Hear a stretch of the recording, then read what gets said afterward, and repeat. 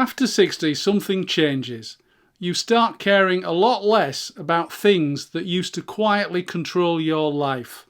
I'm talking about other people's opinions, being liked, keeping up with the Joneses, looking successful. And here's the strange part. No one really warns you about this. You don't know it's going to happen. It just happens. In this video, I'll walk you through 7 things you quietly stop caring about after 60. And the chances are you've already felt some of them yourself already. You just may not have put them into words yet. But once you see these things clearly, you don't really ever go back. Now, I started noticing this when I was about 60. These things used to bother me, but they don't anymore. It didn't happen overnight. It's not like something that suddenly, boom, and you notice it. That's not how it is. And your first thought is, oh, is there something wrong with me? I thought maybe I was becoming less interested, less motivated, less engaged. But then I realised it wasn't loss at all. It was just clarity. The first thing you stop caring about is probably the biggest shift of every one of them. Number 1, people's opinions of you. It's not a dramatic shift. You don't suddenly become rebellious. You don't decide to shock people. You just start to realise something very, very simple. Most people are not thinking about you nearly as much as you thought they were. They're far too busy thinking about themselves, their own worries, their own problems, their own little lives. And once that reality clicks, something just lifts. You stop editing yourself so much. You stop second guessing every little decision. You stop living as if there's an audience watching your every move. And that is a very freeing thing. The second thing is being liked. When you're younger, it really matters. You want to fit in, you want to be accepted, to keep the peace, you don't want to upset anyone, right? So you adjust yourself accordingly. You say yes when you really should say no. You laugh at things that you don't really find funny. You go along with things that you don't really enjoy at all. You smooth the edges off your personality just a little bit to make life easier. But after 60, there is this shift again. You realise that not everyone has to like you. And more importantly, you don't actually have to like everyone back either. And that's absolutely fine. So you become a lot more selective. Not rude, not cold, and not difficult, just more honest. You stop forcing connections that were never natural to you, and you stop trying to win over people who were never really your people anyway.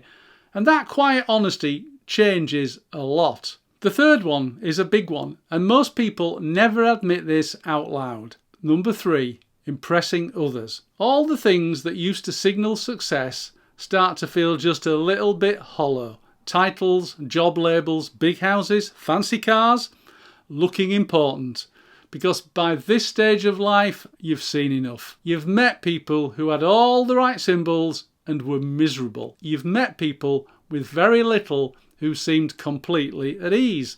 And that contrast, well, it's hard to ignore, really, isn't it? So the game changes. You stop trying to look successful and you start asking a very different question of yourself. And the question is, do I actually enjoy my life?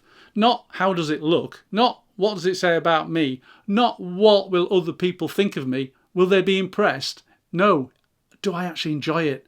And once that becomes the question, a lot of old motivations, well, they just fall away. And once you see that, it starts to affect something else as well. Number 4, keeping up with people. You stop keeping up with people that you don't even like. The social obligations, the polite routines, the meetups that you never really wanted.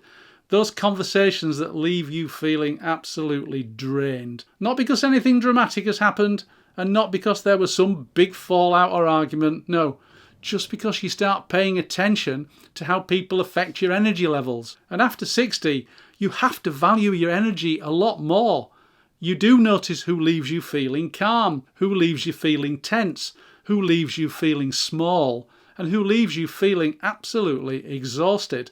And you stop pretending that it doesn't matter. So you quietly step back. You spend more time alone with a much smaller group of people, people who genuinely matter to you and you matter to them. And surprisingly, it doesn't feel like a loss. It actually feels like a great relief. It feels lighter and a lot more peaceful.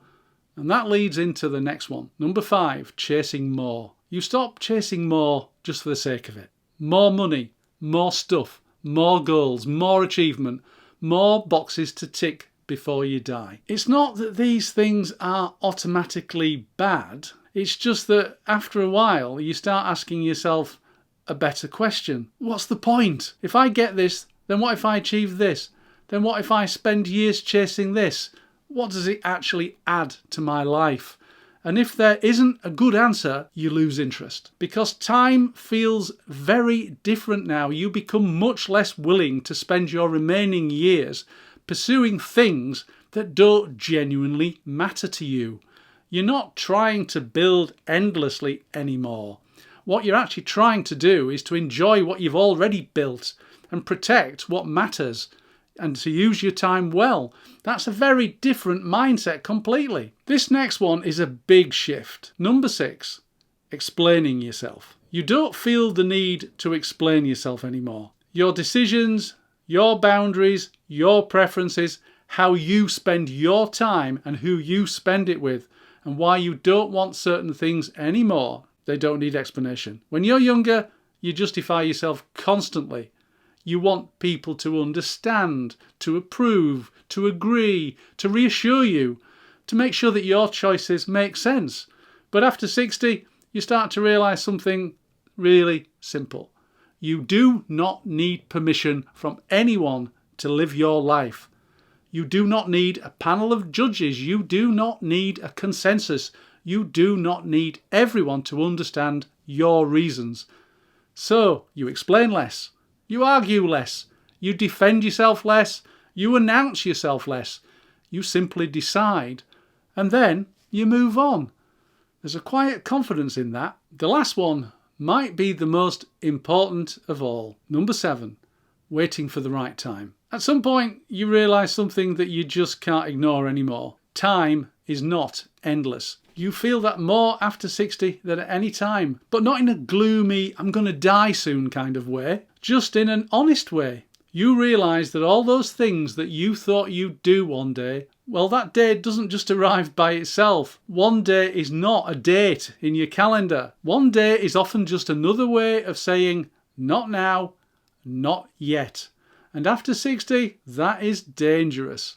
How many good, healthy years do you realistically think that you've got left? 10? 20? 30 maybe? You'll be lucky.